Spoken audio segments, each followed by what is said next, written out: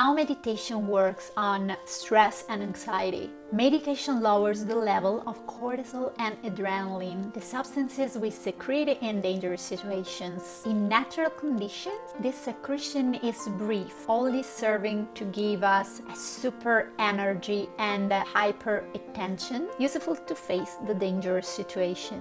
This costs our body dearly. In a short time, a lot of resources are used and all the other functions are inhibited. Immune system, digestive system, and even our creativity. Currently, the complexity of life and the feeling of loneliness make many people feel constantly in danger. And a worried and stressed person secretes constantly adrenaline and cortisol, consuming their resources and therefore feeling weaker and even more anxious. The good news is that meditation breaks this vicious circle. It lowers cortisol and adrenaline levels and stimulates endorphins, oxytocin, serotonin, and dopamine, the hormones of happiness. Those hormones that activate in us a state of serenity, creativity, and physical well-being. Watch my complete video on what science says about the effects of meditation on my YouTube channel,